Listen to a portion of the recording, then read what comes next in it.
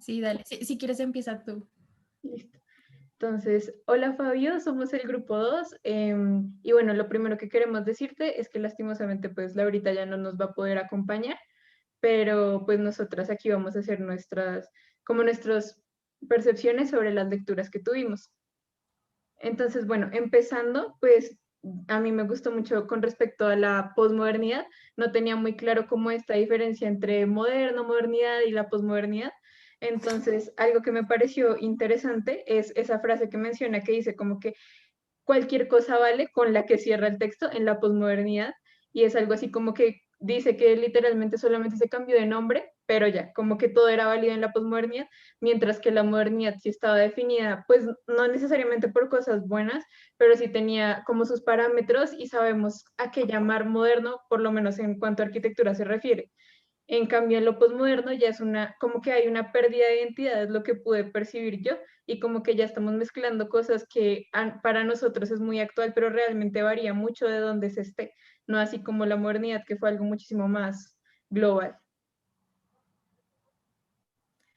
Y bueno, yo quería como comentar respecto a la parte del deconstructivismo, que me pareció muy interesante, como habla de que cada fijación tiene otra fijación contraria. Entonces, pues es muy interesante porque si solo hablando de una persona, cuando hay una persona ya hay al menos dos realidades respecto a esa persona. Y me gustó cómo habla de estos varios yos y de cómo, pues, como que cada yo es una, también habla de las diferentes lecturas, ¿no? Que se le dan a las cosas. Y entonces eso lo relaciono como los yos con las lecturas, porque si somos como esta multiplicidad de cosas y de realidades, no, somos algo muy ambiguo, pero como que contradictoriamente queremos encasillarlo en algo muy cerrado. Entonces, y pues hago esta relación con el artículo del pato porque es muy interesante como ahí plantea, pues como que se cuestiona si es realmente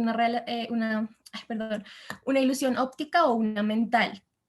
Y ahí también entra todo esto de estas dos realidades, o pues diversas realidades, ¿no? Y como solo girando la imagen ya es otra completamente diferente y también dependiendo de quién sea el que la mire. Entonces, eso me pareció súper interesante.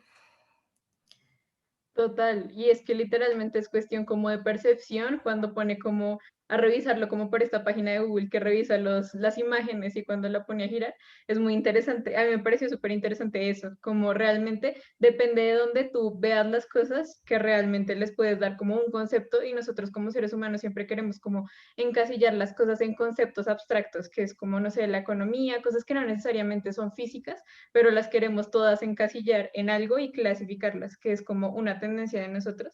Y respecto a lo de la vanguardia, pues hubo una frase que a mí me gustó mucho, que es que la actualidad no es el valor artístico, sino estadístico y sociológico. Entonces, pues claro, en las vanguardias habla como de toda esta corriente artística y demás que hubo, pero al mismo tiempo, y pues literaria de todo tipo, pero al mismo tiempo me gustó esta frase en especial porque es verdad, o sea, nosotros nos inclinamos de acuerdo al contexto en el que vivimos y como hablabas tú, María, depende de dónde se mire, depende de la cultura que tengas, del contexto que tengas, pero nosotros nos inclinamos mucho como a lo que es actual para nosotros y no necesariamente eso significa que sea más valioso, como esa típica frase de los papás, como no, la música de antes era mejor, pero depende mucho de dónde lo mires y tú mismo, o sea, de acuerdo a tu contexto social, le vas a dar el valor, pero no es el valor real. Sí, total. Y también este concepto de las lecturas infinitas, ¿no? Como una lectura nunca acaba, un poquito como lo que hablábamos la vez pasada con el dibujo, como no acaba y por ser infinita, pues cabe para cada quien y para la experiencia de cada quien. Entonces, un poco también lo que hablaba Sara de la posmodernidad, ahí entran muchísimas cosas en esta lectura pues infinita que se menciona.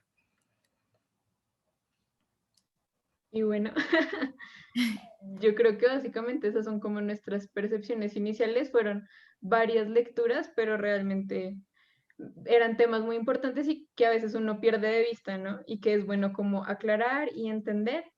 Y pues bueno, No, y sí nos dio como un contexto general que de pronto estábamos un poquito perdidas ahí, pero es interesante cómo se empiezan a relacionar, o sea, son muy diferentes cada una, pero pues yo por lo menos puedo establecer como relaciones entre ellas.